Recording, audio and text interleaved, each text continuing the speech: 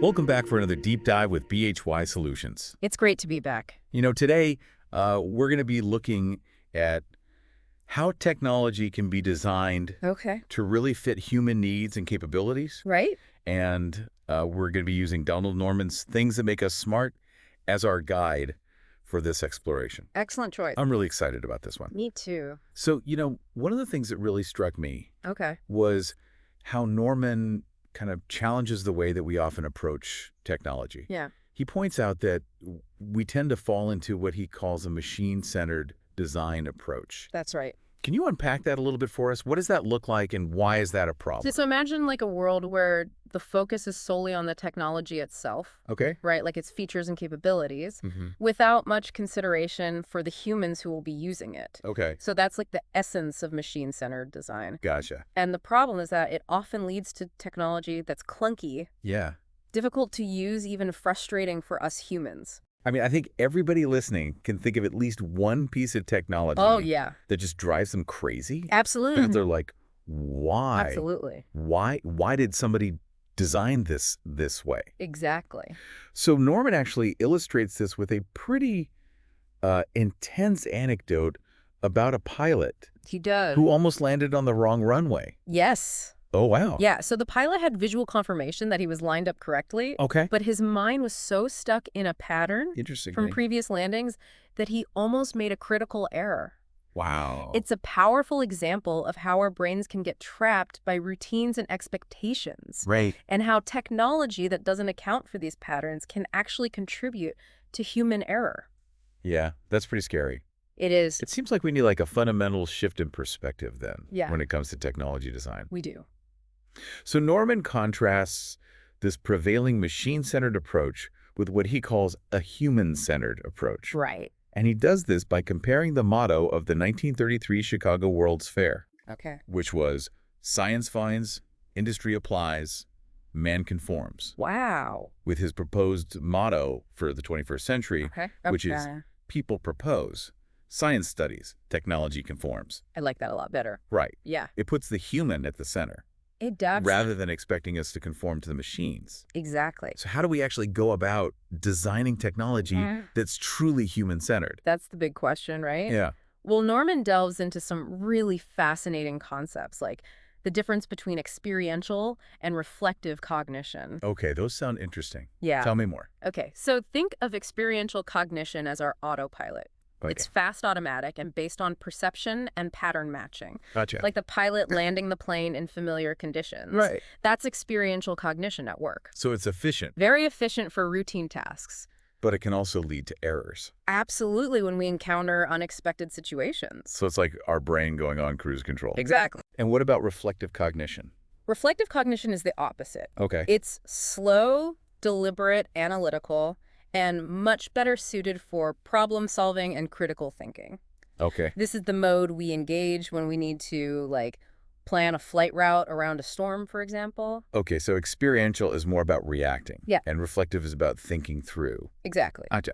And Norman argues that truly human-centered technology should be designed to support both modes of thinking. I see. So we need tools that make routine actions effortless and intuitive, Right. appealing to our experiential side. Right. But we also need tools that help us analyze complex information Yeah. and make thoughtful decisions, engaging our reflective side. It seems like a lot of technology today kind of falls short Yeah, on that reflective side. I think you're right. And Norman uses another anecdote to highlight this, Okay. this time about a General Motors exhibit at a science museum in Chicago. Interesting. What happened there?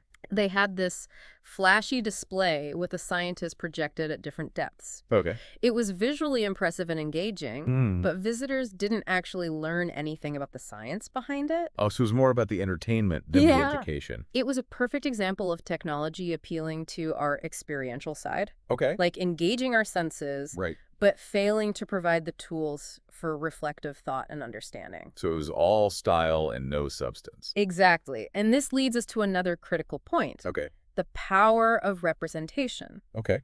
Norman argues that How information is presented has a massive impact on our ability to understand and use it. Right. It's not enough to just have the information. Right. It has to be presented in a way that makes sense. Exactly. And he uses some compelling examples. Like what? He compares the difficulty of understanding a complex sentence from a PhD dissertation to the clarity of its simplified representation in a chart. Gotcha.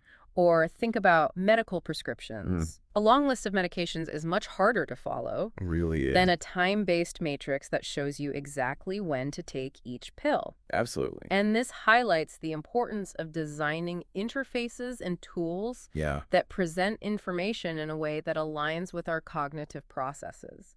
So what are some key principles for effective information representation? Well, one crucial concept is natural mapping, which basically means designing interfaces that intuitively connect controls to their functions. Okay, so like a stovetop. Yes, exactly. Where the knobs are laid out the same way the burners are. Exactly. That minimizes cognitive effort and reduces the likelihood of errors. Right. Norman also emphasizes the importance of choosing the right representation for the task at hand. For example, tally marks are a simple way to keep track of small quantities. Roman numerals are better for representing and adding numbers, while Arabic numerals are much more efficient for complex arithmetic. So the way we represent information really has a profound impact. It really does. On our ability to use it. And it's a call to think critically about the design of the technologies we use every day. Absolutely. To ask ourselves, is this information presented in a way that makes it easy to understand and use? Yeah, I'm already starting to look at the world around me a little differently. Yeah. And see, how information is presented. That's great. And misrepresented. It's just the beginning. Okay. Norman has a lot more to share about how we can design technology that truly makes us smarter. Okay, I'm ready for more. All right, let's do it. So what other kind of nuggets of wisdom does Norman offer? Well, he dives into this fascinating concept called distributed cognition, which is the idea that knowledge and thinking aren't confined to individual minds, but are actually spread out across people and the tools they use. So it's more of a team effort. It is like a team effort, where both people and the tools they interact with contribute to the overall process of thinking and problem solving. So it's not just me sitting here thinking about something. It's me using all these different tools and resources as part of my thinking process. Exactly. Think about a surgical team in an operating room. The surgeons, nurses, anesthesiologists, and all the specialized equipment they use are part of a distributed cognitive system. Each individual has their role, and they work together, interacting with each other and the tools to achieve a common goal. That's interesting. It really challenges the notion that thinking is solely an individual activity. It does. And Norman argues that modern technology has a dual impact on distributed cognition. Interesting. How so? On the one hand, it can help simplify interfaces and reduce physical controls, which can make systems more efficient and easier to use. But on the other hand, it can hinder distributed cognition. How so? By removing natural feedback and communication channels. Interesting. Leading to potential errors and misunderstandings. Can you give me an example of that? Sure, he uses the example of the Airbus aircraft. Okay. Where the lack of direct feedback from the control stick, something that pilots are accustomed to in other aircraft, can create confusion and potentially lead to errors. Oh, wow. The removal of that natural tactile feedback can disrupt the flow of information and coordination within the cockpit. So taking away something we're used to can actually cause problems. It can cause problems because it disrupts the system. Right. It's like removing a vital piece of the communication puzzle. Exactly. And it highlights the importance of designing technology that supports rather than disrupts the natural flow of information and communication within a distributed cognitive system. So this concept of distributed cognition, it actually makes me think back to that anecdote we talked about before about the pilot landing on the wrong runway. I see the connection. It seems like a breakdown in communication. Yes. Either between the pilot and the control tower, or even between the pilot and the instruments, could have contributed to that. Absolutely. A lack of clear communication or feedback loops within a distributed cognitive system. Like an airplane cockpit can have serious consequences. Yeah, for sure. It really underscores the importance of designing technology that facilitates clear and effective communication, even in those complex, high-pressure environments. environments. So it seems like we need to shift our focus a little bit from looking at the individual user to looking at these broader systems that they operate in. You got it. And that brings us to another fascinating aspect of human-centered design that Norman explores. Okay. The importance of storytelling. Storytelling, how does that fit in? So Norman argues that humans are natural storytellers. Yeah. We understand the world through narratives. I think that's true. Not just through logic and data. Yeah. Stories help us make sense of complex information, connect with each other on an emotional level, and make decisions that align with our values and beliefs. Yeah, I mean, I've always found that stories are so much more memorable than just like dry facts. Me too. And figures. Yeah. So how do we incorporate that into technology design? Well, instead of just presenting users with a barrage of data, we can use narratives to help them understand the context, the implications, and the potential impact of that data. So putting it into a context that's more relatable. Exactly. We can use stories to personalize information, make it more relatable, and inspire action. I like that a lot. It's about using storytelling to bridge the gap between data and human understanding. Yeah, for sure. You know, this makes me think about all the times I've struggled to understand a complex topic and then had that aha moment when someone explained it to me through a story. Yeah, I've had those moments too. Like suddenly it clicks. It clicks because the story provides a framework for understanding. Right. It makes it more accessible and memorable. Like a light bulb going off. So it seems like Norman is advocating for this much more holistic approach. Yes, he is. To technology design. He is. That it's not just about the technical aspects. It's not. But also these human factors. Yeah. Like cognition, communication, and even storytelling. Storytelling, exactly. It's about moving beyond that traditional view of technology as a mere tool and recognizing its potential to be a powerful extension of human capabilities. Yeah. I'm starting to see technology less as this separate entity and more as just this integral part of how we experience the world. That's a fantastic insight. And understand it. That's a key takeaway from Norman's work. Okay. He wants us to see technology not as something that controls us, but as something we can shape and use to enhance our lives and make us truly smarter. I'm feeling very inspired, but also a little overwhelmed by the sheer scope of what we've talked about today. It's a lot. There's so much to consider when we're designing technology. It is a complex challenge. That really aligns with human needs and capabilities. But it's also incredibly exciting. It is exciting. So where do we even begin? Like, what are some practical steps we can take to move towards this more human-centered approach? Well, Norman emphasizes that it starts with a shift in mindset. Okay. We need to move away from the idea that technology is something that's imposed upon us and embrace the idea that we have the power to shape technology to fit our needs. So it's about reclaiming our agency as users. It is. Rather than just being passive recipients. Exactly. And that starts with observation. Yep. Pay attention to how you interact with technology in your daily life. Okay.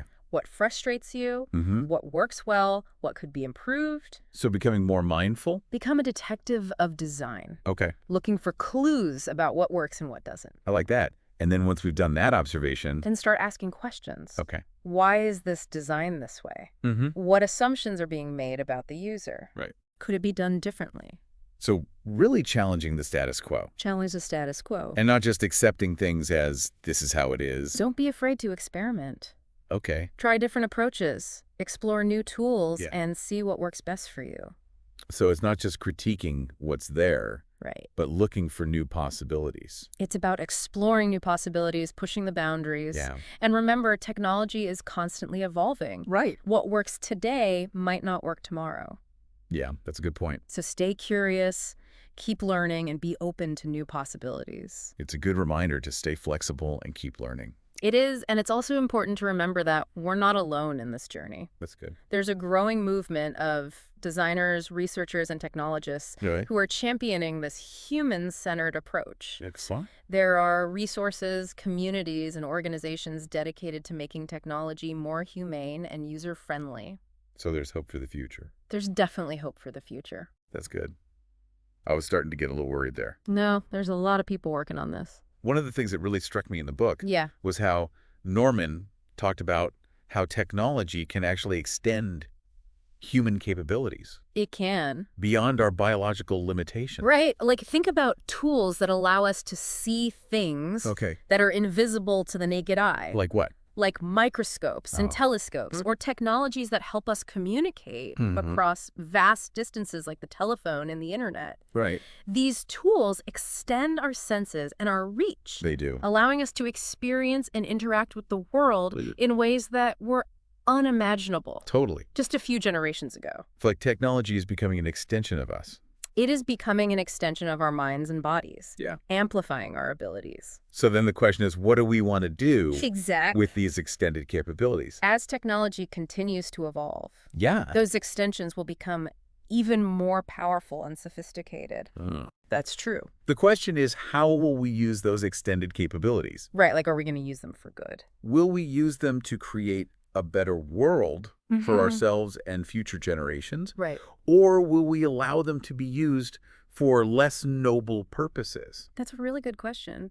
It brings up those ethical implications that we have to consider. Those ethical considerations need to be at the forefront of our thinking as we design and develop new technologies. Sure. It's not just about what we can do, but what we should do. I like that. It's a really good distinction. It's a reminder that technology is a powerful tool. It is. And like any tool can be used for good or for evil. Yeah. The choices we make today will shape the future of technology and its impact on humanity. And those choices aren't just for scientists and engineers. They're not. It's everybody. Just for all of us. Is using technology. We all have a responsibility to use our voices and our actions to steer technological development in a positive direction. So we all need to be more aware We do. and engaged in this process. It's a collective effort. Okay. And it starts with being informed, engaged, and willing to ask those tough questions. Yes. About the technologies we create and use.